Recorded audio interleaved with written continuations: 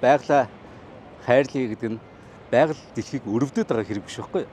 Өрөвдөлтөө нь бид нар дэлхийн үсээ 4.5 тэрбум жил болж байна. Энэ хугацаанд өчнөө одоо галав юу лээ, газар хөдлөлт болоо, галтуул дэлбэрлээ, дэлхий байжлаа. Мод ургасаар лсэн, амьтад байсаар лсэн.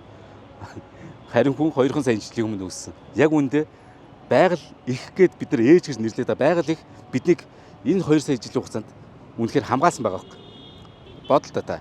Одоо ингээд секунд тутам амьсгалж байгаа хүчил төрөгч хий өгч байна. Ээж нь өгч байна. Байгаль их. Цаг тутам ууж байгаа усыг байгаль ээж өгч байна. Идж байгаа хоол хүнс бүгд байгалаас ирж. Бид нар байгалаас аваагүй нэг ч зүйл байхгүй. Тэгэхээр бид яг нялх хөвгч байхгүй байгаль ихийн хувьд. Хүн төрөлхтөн тэгвэл жоох хөвгт. Одоо нялх хөвгтийг төсөөлье. Ээж нь байхгүй болчихвол яах вэ? Тэнд үнэхээр амьд үлдэхэд хэцүү болно шүү дээ. Байгаль ихгүйгээр бид бол амьдарч чадахгүй. Харин хүн төрөлхтнийг байхгүй болгочвол үргэлжлээл явчихна. Мод нь урдгаараа ургаад амьдсан тий үржлэгээр үржээл явчихна. Харин бид байгальгүйгээр амьдарч чадахгүй. Тэгэхээр бид байгалаа хамгаалах гэхээс илүү байгалаа хайрлах гэдгийг ойлгочих юм бол өнөөдөр та мод хугалахтаа хүртэл яг ээжигээ гинтэж юм шиг мэдрэмж төрчих байхгүй. Бид нар энийгээ сайн ойлгомоор байна. Нэг мод заа хугаллаа. Яах вэ? Дараа нь өөр ургачихна. Гэхдээ хүн болгон нэг мод хугалвал яах юм? Монголд 3.5 сая мод хугална. Дэлхийн нийтээр 8 тэрбум мод хугална гэдэг. Ингийн бол уур амьсгалын өөрчлөлт гарна.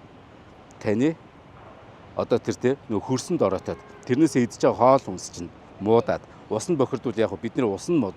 Ингээд бидний ирээдүйд тэр чигээрээ маш хэцүү байдалд орж. Тэгэхээр биднийг хамгаалсан байгаль бидний ирээдүй байхгүй. Одоо чинь 100 ирэхгүй эсрэгд маш удаж иж ирлээ шүү дээ. За 100 ирэхээр яадаг бид нар хөдөө гадаа явна. Яг тэгвэл Монголын 100 хамгийн үзэсгэлэнтэй. Тэгсэн мөртлөө хамгийн богинохон болчдөг.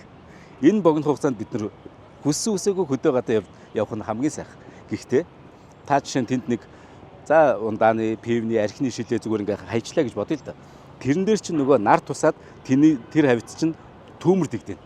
Зүгээр л тэр хог могоо аваад уутан тэгээд нэг газар аваачаад хаях шиг амарх юм байхгүй. Байгаль ихэ хайрлыг буюу ээжийг хайрлыг гэдэг чинь ийм өчүүхэн зүйлээс эхэлнэ. Хамгаалсан байгаль бидний ирээдүй.